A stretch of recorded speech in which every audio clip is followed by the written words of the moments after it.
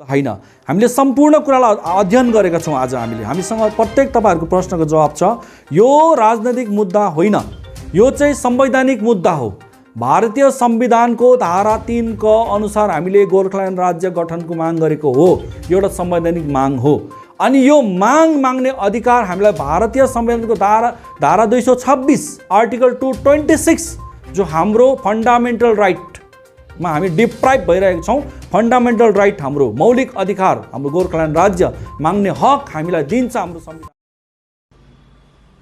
दर्शकबिन नमस्कार। गाउँघरका सत्य खबर युवागत टाइम्समा हजुरहरूलाई स्वागत छ। हजुरहरूको साथमा म छु अदिति सुब्बा आजको ताजा खबर लिएर।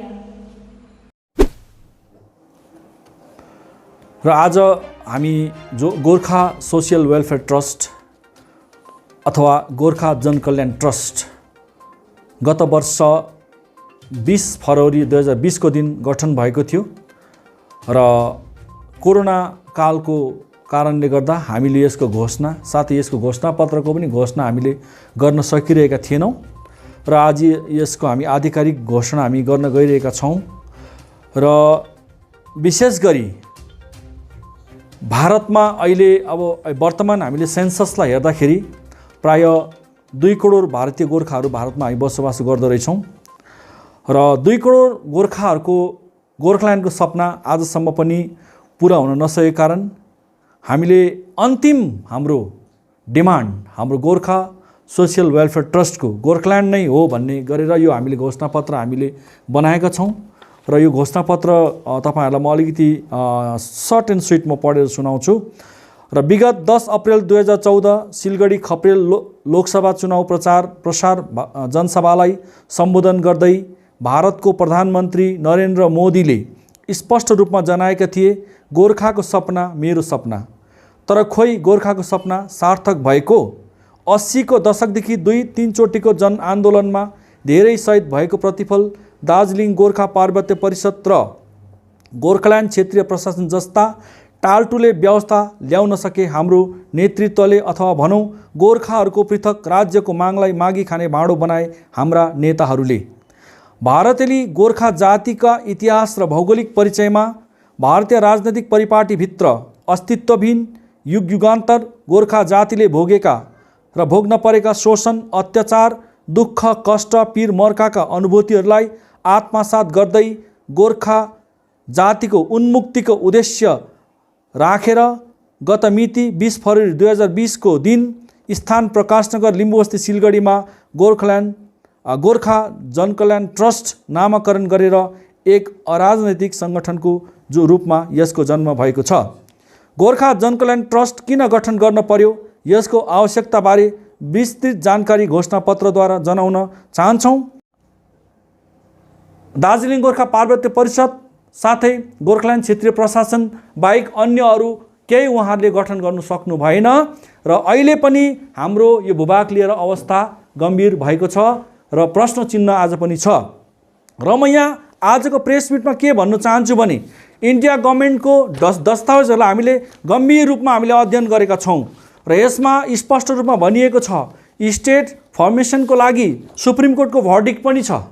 सुप्रिम कोर्टको भर्डिक्टमा जुन भनिएको छ कि सुप्रिम कोर्टमा हामी रिट फाइल गर्न सक्छौँ हाम्रो स्टेटको लागि, स्टेट फर्मेसनको लागि र त्यसको लागि चाहिँ सबभन्दा पहिला हामीले हाम्रो कलकत्ता हाइकोर्टमा चाहिँ हामीले हाम्रो एउटा रिट फाइल गर्नुपर्छ र त्यसपछि त्यो रिटलाई स्टेटले रिजेक्ट गर्यो भने त्यो सुप्रिम कोर्टमा एउटा एपिलमा जान्छ र सुप्रिम कोर्टमा गइसकेपछि सुप्रिम कोर्टको तर्फबाट त्यसलाई लोकसभामा पठाइन्छ, राष्ट्रपति कहाँ पठाइन्छ र राष्ट्रपतिले एउटा फ्रेम त्यसमा गर्छ, लको एउटा फ्रेम बनाउँछ, एउटा टाइम स्पेसिफिक टाइम एउटा उसले त्यहाँ डिसाइड गर्छ र त्यो टाइमभित्र राज्य सरकारलाई पश्चिम बङ्गाल राज्य सरकारलाई चाहिँ यो एउटा समय सीमाभित्र यो बिललाई पास गरेर पठाउनु भनेर चाहिँ एउटा टाइम दिएको हुन्छ राष्ट्रपतिले र त्यो टाइमभित्र स्टेटले त्यो पास गर्नु सकेन भने त्यसलाई फेरि सेन्ट्रलले त्यसको अर्को प्रकारले त्यसलाई गर्ने प्रावधान कानुनमा छ। हाम्रो सुप्रिम कोर्टको भर्डिक्टमा छ, इन्डियाको लमा छ, स्टेट रिफर्मेसन एक्टमा यो कुरा स्पष्ट रूपमा छ र आउँदो दिनहरूमा जनआन्दोलन नगरिकन मान्छे नमारिकन स्कुल कलेजलाई स्वाभाविक राखेर टुरिज्मलाई स्वाभाविक राखेर सम्पूर्ण चियाबारीहरूलाई स्वाभाविक राखेर पनि हामी कानुनी पदबाट हामी गोर्खाल्यान्ड राज्य गठनको लागि हामी काम गर्न सक्छौँ। र यसको लागि चाहिँ गोर्खा जनकल्याण ट्रस्टले अब केही दिनभित्रै हाम्रो बुद्धिजीवीहरूलाई लिएर एउटा मिटिङ गर्नेछ र उहाँहरूबाट कतिवटा दस्तावेजहरू हामी बुझ्नेछौँ र त्यसलाई फेरि इङ्ग्लिसमा ट्रान्सलेसन गरेर सुप्रिम कोर्टको अब जो हाम्रो एक्सपर्टहरू हुनुहुन्छ, सिनियर एडभोकेटहरू हुनुहुन्छ, उहाँहरूसँग हामी यसको बहस गर्नेछौँ र कानुनी तरिकाले छुट्टै राज्य गोर्खाल्यान्ड गठनको लागि कुन प्रकारले काम गर्न सकिन्छ त्यो दिशामा हाम्रो गोर्खा जनकल्याण ट्रस्टले चाहिँ अब काम गर्ने हामीले सिद्धान्त लिएका छौँ। राखेर हाम्रो यो ट्रस्ट गठन भएको छ। र अर्को कुरामा के भन्छु भने गोर्खा जातिको शैक्षिक जुन अहिले हाम्रो नोक्सानहरू भइरहेको छ, घरिघरि आन्दोलन, घरिघरि यो पार्टीगत कतिवटा झगडाहरू, यस कुरालाई पनि अब हामीले हाम्रो जुन चाहिँ एजेन्डा छ यसभित्र राखेको छौँ। 53वटा कार्यक्रमलाई हामीलाई यो जुन चाहिँ ट्रस्ट छ, यो ट्रस्ट डिड छ, जुन चाहिँ हामीलाई गभर्मेन्ट अफ इन्डियाको न्यू दिल्लीबाट हाम्रो रेजिस्टर्ड भएको यो डिड हो। हेर्नुहोस्, यो अरिजिनल डिड यो हाम्रो लास्ट इयर 4 तारिक मार्चको दिन यो दिल्लीमा रेजिस्टर्ड भएको हो र नेसनल लेभलमा रेजिस्टर्ड भएको ट्रस्ट हो। र यसमा हामीलाई 53वटा कार्यक्रम हामीलाई दिएको छ सरकारबाट अनुमति, जसमा हामीले हाम्रो गोर्खा जातिको सामाजिक, शैक्षिक, राजनैतिक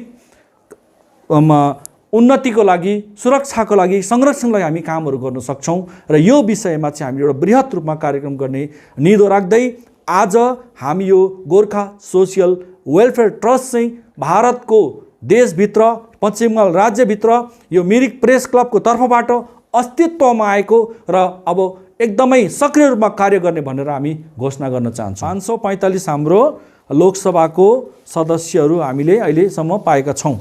अब त्यसपछि राज्यसभाको सदस्यहरू छन् र यसमाथि अब हामी जो राज्यसभाको एमपी र लोकसभाको एमपीहरूलाई हामी करेस्पोन्डिङ गरेका हुन्छौँ र त्यो करेस्पोन्डिङमा उनीहरूलाई हामी वाइ गोर्खाल्यान्ड जो पहिला गोजमौलीले गरेको थियो तर त्यो कार्य रूपमा त्यो परिणत भएन, वाइ गोर्खाल्यान्ड भन्ने एउटा क्वेसन हामी एराइज गरेर हामी हरेक एमपीलाई, हरेक राज्यसभाको सदस्यलाई, एमपीलाई हामी चिठी पठाएको हुन्छौँ, गभर्मेन्ट अफ इन्डियालाई चिठी पठाएको हुन्छौँ, स्टेट गभर्मेन्टलाई हामी चिठी पठाएको हुन्छौँ। यसमा बङ्गाल सरकारको, बङ्गालको पार्टीहरूको, दार्जिलिङको पार्टीहरूको कुनै पनि विरोधाभास हुनु हुँदैन। यो कसैको पनि निजी माने माग होइन। हाम्रो बिमल गुरुङलाई विरोध होइन, सिके श्रेष्ठलाई विरोध होइन, अनित थापालाई विरोध होइन, विनय तामाङलाई विरोध होइन, तर गोर्खा जातिको आत्मामा भएको जो आवाज छ गोर्खाल्यान्ड, यो मागलाई चाहिँ एउटा प्राप्तिको लागि हामीले पहल सुरु गरेको हो। अब सिके सरले के गर्नुभएको छ अहिलेसम्म, उहाँको केस सेतै फुलिसक्यो, सायद 70 वर्ष पुग्नु लाग्नु आँट्नुभयो होला सर। अहिलेसम्म उहाँको उपलब्धि के छ भनेको तपाईँहरूले अवलोकन गर्नुहोस् र हामीले आजसम्म के गरेको छौँ त्यो पनि तपाईँहरूले अवलोकन गर्नुहोस्। किनकि अलरेडी हामीले एउटा 16 दिनको आमरण अनसन गरेर एउटा हामी मुकाममा आइपुगेर फाइनल रिजल्ट लिएर हामी रिटर्न ब्याक भएको हामी व्यक्तिहरू हौँ। त्यसले गर्दाखेरि सिके सरले के गर्नु हुँदैछ त्यो कुरो हामी सुन्दैछौँ, खबर राख्दैछौँ र सिके सरले पनि हाम्रो खबर राख्नुपर्छ र आवश्यक भयो भनेदेखि एउटा साझा मञ्च तयारी गरेर पनि हामी काम गर्न सक्छौँ यदि उहाँहरूले चाह्यो भने। तर हामी चाहिँ एक्लै हामी हाम्रो मन्जिलमा पुग्नलाई तयार छौँ, हाम्रो रोड म्याप तयार छ र अब हामी गोर्खाल्यान्ड प्राप्त नभएसम्म ब्याक हामी फर्किनेवाला छैनौँ र हाम्रो यो मिसन चाहिँ एकदम क्लियर छ, स्पष्ट छ। पार्टीहरूबाट तपाईँहरूको यो अब नन पोलिटिकल अर्गनाइजेसन छ, हजुर, तपाईँको यो अभियानलाई पोलिटिकल पार्टीहरूबाट कुनै बाधा हुने सम्भावनाहरू देख्नुहुन्छ? पोलिटिकल पार्टीहरूले अब हेर्नुहोस्, गोर्खाल्यान्डको मागलाई त अहिले माई खाने भाँडो बनाइहाल्यो। अब पहिला एकपल्ट नेपाली भाषालाई बनाएको थियो, नरबहादुर भण्डारी हाम्रो सिक्किमको भूतपूर्व मुख्यमन्त्रीको नेतृत्वमा त्यो भाषा आन्दोलन हाम्रो साकार भयो। त्यति बेला पनि हाम्रो ममता ब्यानर्जीको चाहिँ अहम भूमिका थियो दिलकुमारी भण्डारीसँग संसदमा। किन ममता ब्यानर्जी चाहिँ जबसम्म बिल पास हुँदैन तबसम्म चाहिँ म उठ्दिनँ भन्छ, संसदमा चाहिँ एकदम थचक्कै बसेको हो त्यति बेला। र जब बिल पास भयो त्यति बेला ममता दिदीलाई सम्हालेर उठाएर फकाएको हो। र ममता ब्यानर्जीको पनि कहीँ न कहीँ गोर्खाहरूको प्रति चाहिँ एउटा सहानुभूति छ भन्ने कुरा चाहिँ हामी बुझ्छौँ। र त्यसले गर्दा यसमा चाहिँ न राज्यको विरोधिता हुनसक्छ न पोलिटिकल पार्टी हुनसक्छ भने कानुनी तरिकाले यो तपाईँहरूलाई लाग्छ राजनीतिक मुद्दा हो, त वास्तवमा यो एउटा राजनैतिक मुद्दा होइन। हामीले सम्पूर्ण कुरालाई अध्ययन गरेका छौँ। आज हामीसँग प्रत्येक तपाईँहरूको प्रश्नको जवाब छ। यो राजनैतिक मुद्दा होइन, यो चाहिँ संवैधानिक मुद्दा हो। भारतीय संविधानको धारा 3 क अनुसार हामीले गोर्खाल्यान्ड राज्य गठनको माग गरेको हो। एउटा संवैधानिक माग हो। अनि यो माग माग्ने अधिकार हामीलाई भारतीय संविधानको धारा 226 आर्टिकल 226 जो हाम्रो फन्डामेन्टल राइटमा हामी डिप्राइभ भइरहेको छौँ। फन्डामेन्टल राइट हाम्रो मौलिक अधिकार हाम्रो गोर्खाल्यान्ड राज्य माग्ने हक हामीलाई दिन्छ हाम्रो संविधानले। त्यसकारण यो सामाजिक सङ्गठन भए पनि हामी गोर्खाल्यान्डको माग माग्न सक्छौँ। यो संवैधानिक माग र संवैधानिक हामीलाई अधिकार भएको कारण हामी यो मागलाई अगाडि बढाउन सक्छौँ। हामीलाई कुनै पोलिटिकल सपोर्ट र पोलिटिकल प्लेटफर्मको हामीलाई जरुरत पर्दैन। यसमा अब हाम्रो के छ भनेदेखि सबभन्दा पहिला त अब हाम्रो सुप्रिम कोर्टको जो एडभोकेटहरू हुनुहुन्छ सिनियर लयर उनीहरूसँग हामी कतिवटा मसौदाहरू लिएर हामी डिस्कसन गर्छौँ कि यसलाई कुन प्रकारले चाहिँ अब रिट हामीले बनाएर चाहिँ कोर्टमा हामीले प्रेजेन्टेसन गर्नुपर्ने हो। त्यसको लागि कानुनविदहरूको हामी सल्लाह लिन्छौँ। अर्को के छ भनेदेखि अब कानुनले अब हामीलाई कहाँसम्मको अब बाटो तय गर्छ त्यो अनुरूप चाहिँ अब हामीले काम गरेको हुनेछौँ। त यसमा सर्वप्रथम चाहिँ अब हाम्रो चाहिँ सुप्रिम कोर्टको एडभोकेटसँग कन्सल्टेसन चाहिँ अब हाम्रो प्रमुख हाम्रो कार्यक्रम रहेको छ। तपाईहरुले यो छुट्टा राजा गठनको निम्ति छुट्टा राजा गोर्खाल्यान्ड गठनको निम्ति यो पहल सुरु गर्नु भएको छ नि। अर्कोतिर पनि भर्खरै अब भारतीय विचार मञ्च कालेबुङबाट के आइरहेको छ भने उनीहरूले राष्ट्रिय स्तरमा चाहिँ गोर्खा एसेम्ब्लीको कुरा गर्नुहुँदैछ। हजुर हजुर सीके श्रेष्ठले सीके श्रेष्ठ सरको नेतृत्वमा हजुर हैन अल इन्डिया गोर्खा नेसनल एसेम्ब्लीको कुरा एकतिर उठिरहेको छ नि हैन। फेरि पनि अब कतै यसरी हुँदाखेरि कुनै अब केन्द्र सरकार होस् या कुनै तपाईहरुको यो मागमा यसरी अब अहिलेसम्ममा विविध मागहरू केन्द्रमा गइरहेको छ नि। हजुर त्यस्तो अवस्थामा यो त्यस्तै त हुँदैन। यसको लागि एउटा हामीले पोलिसी मेन्टेन गर्नुपर्छ। सबभन्दा ठुलो कुरा हो गोर्खाल्यान्ड राज्य गठनको लागि एउटा पोलिटिकल लेभलमा जुन पोलिसी मेक गर्नुपर्ने कुरा छ त्यो हाम्रो ट्रस्टको मार्फतबाट यसरी गरेको हुन्छौँ कि हाम्रोमा अब अहिले हाम्रो जो लिस्ट छ यसमा हाम्रो के छ भनेदेखि 545 जना हाम्रो माग उठाउन सक्दैनौँ भनेर उनीहरूले हामीलाई स्पष्ट रूपमा कानुनी तरिकाले बताइदियोस्। हामी कानुनी तरिकाले उनीहरूलाई बताइदिन्छौँ कसरी हामी यो माग माग्न सक्छौँ। त्यतिको हामीले अध्ययन गरेको छौँ र त्यति हामी क्षमता राख्छौँ। उनीहरूसँग टेबल टक गर्नुपर्छ, फेस टु फेस डिबेट गर्नुपर्छ भने हामी तयारी छौँ।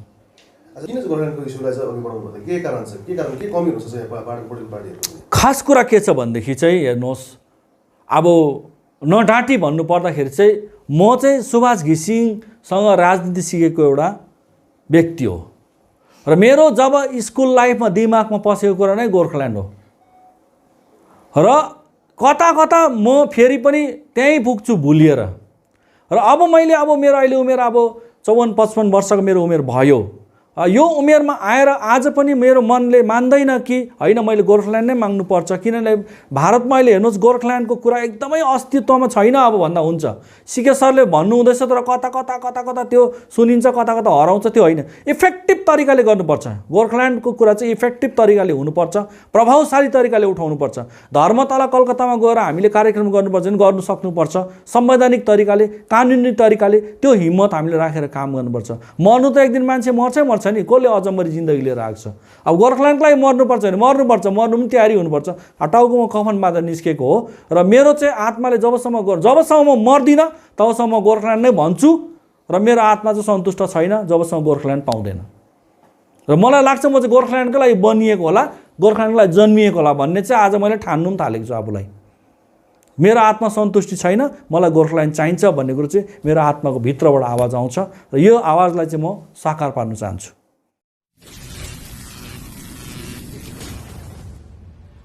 तिमी गोर्खाल्यान्डको माग उठाउन सक्दैनौ भनेर उनीहरूले हामीलाई स्पष्ट रूपमा कानुनी तरिकाले बताइदियोस्। हामी कानुनी तरिकाले उनीहरूलाई बताइदिन्छौँ कसरी हामी यो माग माग्न सक्छौँ। त्यतिको हामीले अध्ययन गरेको छौँ र त्यति हामी क्षमता राख्छौँ। उनीहरूसँग टेबल टक गर्नुपर्छ, फेस टु फेस डिबेट गर्नुपर्छ भने हामी तयारी छौँ।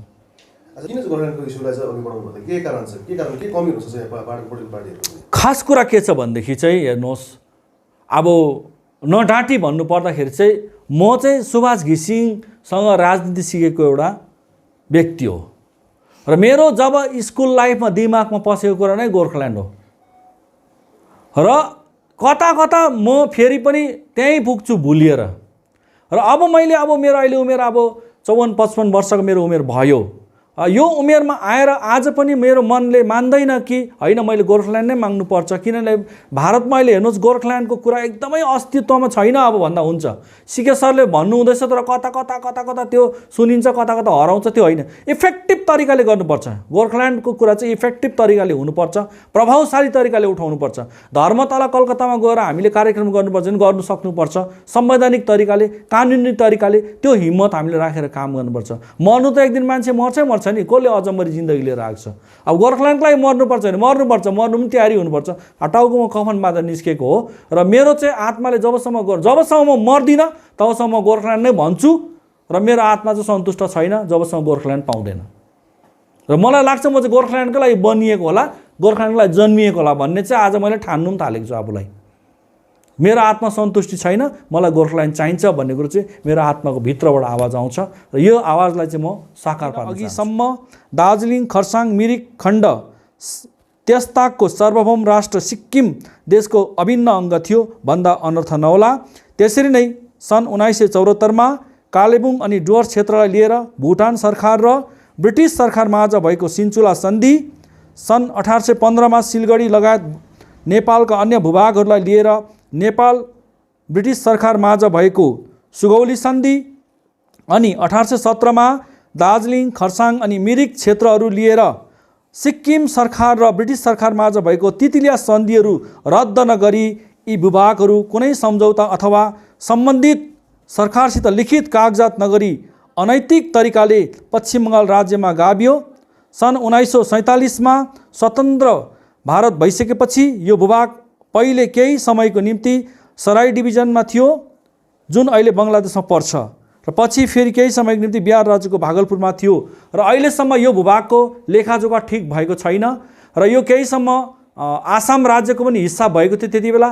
र जब 1956 मा एउटा ग्याजेट नोटिफिकेसन छ, 1956 को हेर्नुहोस् यो ग्याजेट नोटिफिकेसन, त्यति बेला 19 अक्टोबर 1956 मा गभर्मेन्ट अफ इन्डियाले एउटा नोटिफिकेसन बनाएको छ।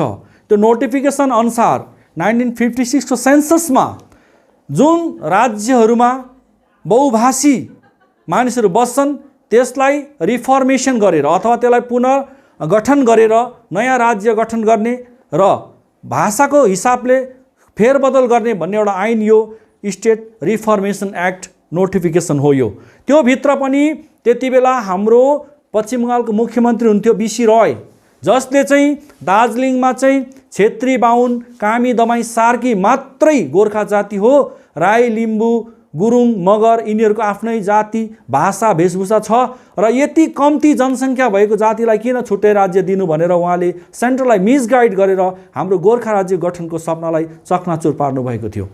र यसरी नै विगतको दिनहरूमा जो हाम्रो सुभाष घिसिङको टाइममा एउटा आन्दोलन भयो, बृहत आन्दोलन भयो, 1200 मान्छे हाम्रो शहीद भएको थियो त्यति बेला।